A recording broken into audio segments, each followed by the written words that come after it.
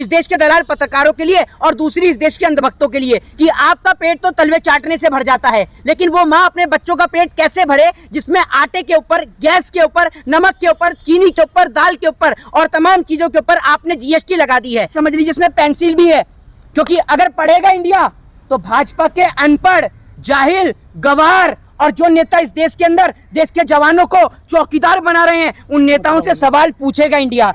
Kandahar hijack किसने कराया? Pulwama attack किसकी सरकार में हुआ? अक्षरधाम मंदिर पे हमला किसकी सरकार में हुआ? जिन्ना की मजार पर फूल कौन चढ़ा कर आया? बता दीजिए। आप बताएंगे राष्ट्रहित किसे कहा जाता है? योगी आदित्यनाथ उर्फ अजय सिंह बिष्ट लुलु मॉल में यूसुफ भाई की गाड़ी में घूम रहे हैं, ताता थैया करते हुए। देख नहीं रहे हैं? तब आपका हिंदूवादी नहीं नेता जागा। जब मोहित शर्मा जो लुलु मॉल है वहाँ एक तरफ लोग नमाज पढ़ते हुए नजर आए और कल हनुमान चालीसा भी पढ़ी गई है, तो क्या कहना चाहिए? देखिए, मैं आपको बता दूं, इस देश के अंदर जो मंदिर और मस्जिद का जो मुद्दा है वो तो जब तक इस देश के अंदर रहेगा ही और बना ही रहेगा जब तक इस देश के अंदर भारतीय जनता पार्टी की सरकार है या फिर भारतीय जनता पार्टी के नेता जीवित हैं। लेकिन मैं आपको एक बात बता दूं कि एक माँ का सीधे तौर पर कहना है कि इस देश के अंदर, ये बात मैं दो लोगों के लिए कह रहा हूँ, पहली इस देश के दलाल पत्रकारों के लिए और दूसरी इस देश के अंधभक्तों के लिए कि आपका पेट तो तलवे चाटने से भर जाता है, लेकिन वो माँ अपने बच्चों का पेट कैसे भरे जिसमें आटे के ऊपर, गैस के ऊपर, नमक के ऊपर, चीनी के ऊपर, दाल के ऊपर और तमाम चीजों के ऊपर आपने जीएसटी लगा दी है। एक माँ अपने बेटे का इलाज अस्पताल में कैसे कराए और एक बेटा अपनी माँ का इलाज अस्पताल में कैसे कराए? शेर इतना भूखा है कि जीएसटी के भी पैसे खाए जा रहा है। ये शेर इतना भूखा है कि पूरे देश को खा गया, रेलवे को खा गया, बीएसएनएल को खा गया, एमटीएनएल को खा गया। ये इस देश के अंदर मुगलों से भी बदतर है, अंग्रेजों से भी बदतर है। सुन लीजिए, पूरे देश में सबको पता है शेर किसको कहा जाता है, ठीक है ना? आपको तो आपका पेट तलवे चाटने से भरता है, तलवे चाटिए, लेकिन चुप रह के खड़ी रहिए। किसको नहीं पता पूरे देश में कौन है शेर? अगर आपको मुकदमा लगवाना है मेरे ऊपर तो लगवाइए। किसको नहीं पता पूरे देश में किसको शेर कहा जाता है? हमने वोट इस देश में एक आदमी को दिया था, एक इंसान को वोट दिया था जिसको हमने प्रधानमंत्री बनाया, लेकिन भाजपा वाले अंधभक्त और आईटी सेल वाले चिल्लाते हैं ये तो शेर है, शेर पाला है तो खर्चा करना पड़ेगा। अरे शेर कितना पैसा खाएगा? पूरा देश तो शेर खा गया, अब क्या हमारी किडनियां भी शेर खाएगा? तब शेर का पेट भरेगा? ये बता दीजिए आप मुझे। इस देश में अंग्रेजों ने जो एक्ट नहीं लगाया, अंग्रेजों ने, मुगलों ने जो जजिया कर नहीं लगाया, उससे भी बदतर था। किसी भी शासक ने और किसी भी अंग्रेज सिपाही ने, अंग्रेज गवर्नर ने, किसी ने भी इस देश के अंदर रोटी के ऊपर टैक्स नहीं लगाया, लेकिन वो काम इस देश के इकलौते प्रधानमंत्री नरेंद्र मोदी जी ने करके दिखाया है। आटा, दाल, चावल, गुड़, गेहूं, बाजरा, इन पर 5% की जीएसटी जो है वो वसूली जाएगी। अस्पताल में कमरे के ऊपर जो है वो 5% की जीएसटी वसूली जाएगी। होटल में कमरे पर 1000 रुपए वाले कमरे पर 12% की जीएसटी वसूली जाएगी। ब्लड पेपर, कैंची, पेंसिल, शॉर्पनर, चम्मच, इन पर 18% जीएसटी। अब आप समझ लीजिए इसमें पेंसिल भी है, क्योंकि अगर पढ़ेगा इंडिया तो भाजपा के अनपढ़, जाहिल, गवार और जो नेता इस देश के अंदर देश के जवानों को चौकीदार बना रहे हैं, उन नेताओं से सवाल पूछेगा इंडिया। लेकिन भारतीय जनता पार्टी के तमाम अनपढ़, जाहिल और गवार नेताओं के पास इस सवाल का ना तो कोई जवाब है और ना वो कभी जवाब दे पाएंगे। वित्त मंत्री बड़े ही बेशर्मी के साथ आकर कहती हैं कि देश के अंदर कोई महंगाई नहीं है। ये जो जीएसटी लग रही है, ये गरीब आदमी से पूछिए कि वो 2 वक्त की रोटी कैसे खाता है। आपका क्या है? आप तो ऑडी, मर्सिडीज, रेंज रोवर और फरारी में चढ़ती हैं, आपके नेता बड़ी बड़ी गाड़ियों में चढ़ते हैं, आपको क्या फर्क पड़ता है? आपको कोई फर्क नहीं है। अब मथुरा का ये केस सामने आया कि ठेले पे कूड़े वाले जो थे वो नरेंद्र मोदी और योगी जी का फोटो ले जा रहे थे, तो सस्पेंड कर दिया गया है। एक बात मैं आपको बताता ना, उस सफाई कर्मचारी को इसलिए सस्पेंड कर दिया गया है, उसको इसलिए ड्यूटी से हटा दिया गया है ना, क्योंकि वो किसी भारतीय जनता पार्टी की नेता की सिफारिश से नहीं बना था।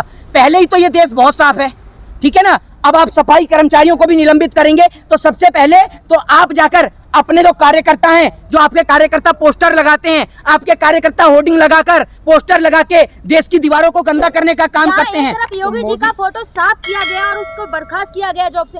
वहीं लगातार न्यूज़पेपर में हम हिंदुओं के, भगवानों के फोटो आते हैं, उसमें तो कोई कार्रवाई नहीं। मैं आपको बिल्कुल, मैं आपको भाई बताना चाहूंगा, इनको हिंदू धर्म से कोई प्रेम ही नहीं है। अगर ये हिंदू हितैषी होते तो बोलते ना, वरना आप जाकर देख लीजिए बाथरूम के बाहर, वहां पर इन्होंने भगवान जी के पोस्टर के साथ में लगा रखा है। अब आप ये मुझे बताइए, जब शौचालय के बाहर, बाथरूम के बाहर भगवान जी के पोस्टर लगते हैं और ये लोग राम जी का फोटो पोस्टर पे लगाते हैं और उसके बाद राम जी का जो चेहरा है वो लोगों के पैर में आता है, ठीक है? आप सीधे तौर पर देखिए, इस देश के अंदर जब भगवान को अपमानित किया जाता है, देश के संविधान निर्माता की फोटो पोस्टर पे लगती है, वो पैरों में आता है, तब उनको अपमानित किया जाता है जिन्होंने इस देश के लोगों को बोलने का राइट दिया, तब ये लोग चुप रहते हैं। लेकिन अगर मोदी जी की, योगी जी की फोटो अगर कूड़े के कचरे के ढेर में, अरे अगर आप उस सफाई कर्मचारी को तब निलंबित करिए जब वो खुद फाड़ के लेके आया हूँ। जब कूड़े में पड़ी है, उसने कूड़ा उठा लिया तो क्या गलती करी?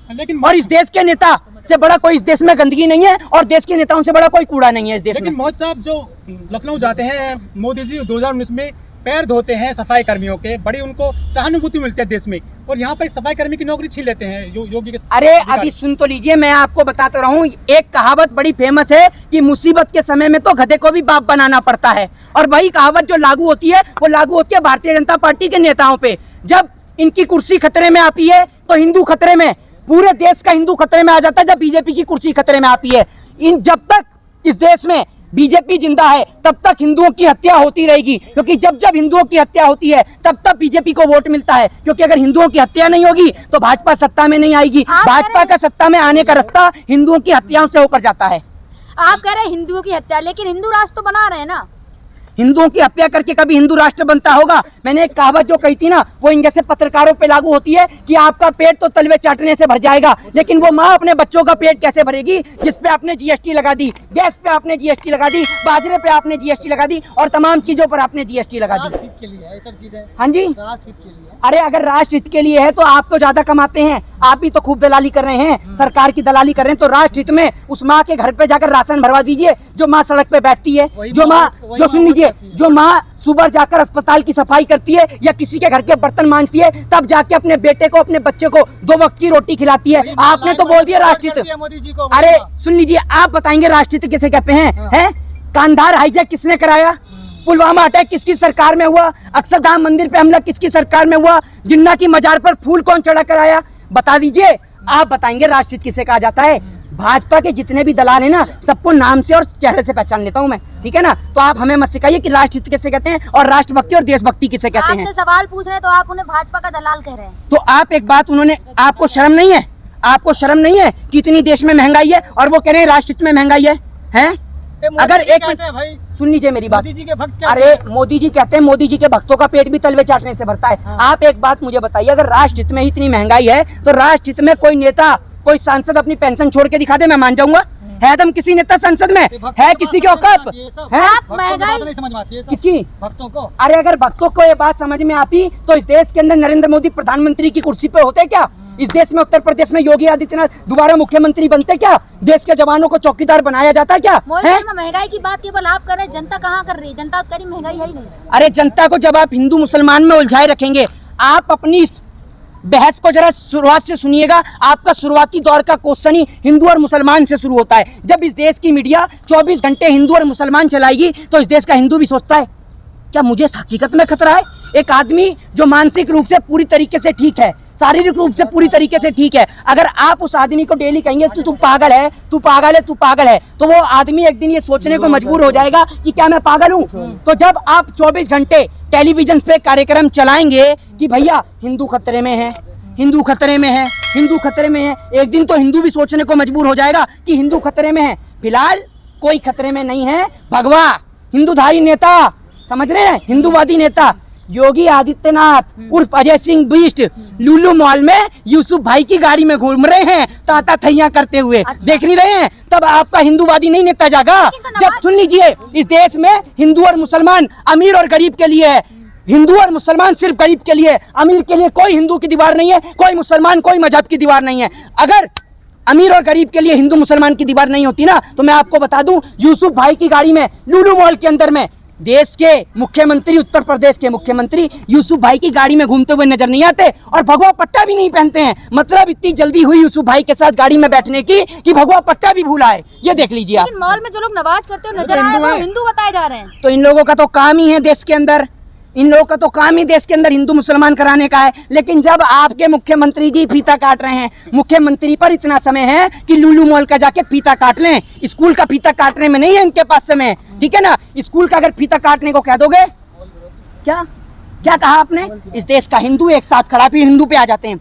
जैसे हिंदू को पढ़ाने की बात कर दो ना, सारे के सारे नेता ऐसे चुप हो जाते हैं जैसे गले में फेविकोल मरीन जोड़ का मजबूत जोड़ अटक गया हूँ, ऐसे चुप हो जाते हैं, क्योंकि पढ़ाने से तो इनका दूर दूर तक कोई वास्ता ही नहीं है। दंगे फसाद में भरोसा रखते हैं ये लोग। मॉल जिहाद कर रहे हैं लेकिन लोग। हाँ जी, जमीन जिहाद, लैंड जिहाद, मॉल जिहाद। हाँ तो मैं आपको बताता रहा हूँ। तो आप ये बताइए ये कौन सा जिहाद हुआ कि लुलु मॉल में यूसुफ भाई की गाड़ी में योगी जी घूम रहे हैं? ये कौन सा जिहाद है? ये तो बता दीजिए। आप बताएंगे ना, आप हैं? पूछ रहे हैं। ये अंधभक्त बताएंगे, वही जिहाद ढूंढ ढूंढ के लाते हैं। उन्हों को ज्यादा नॉलेज है जिहाद की, उन्हों को ज्यादा नॉलेज है जिहाद की। उन्हों को ये नहीं पता होगा रामायण के कितने श्लोक है, गीता के कितने श्लोक है, देश के कॉन्स्टिट्यूशन में उनको कौन कौन से लीगल राइट मिले हुए हैं, राइट टू एजुकेशन का राइट क्या है, राइट टू फ्रीडम का राइट क्या है, ये नहीं पता होगा। लेकिन जिहाद सारे पता है उन्हें।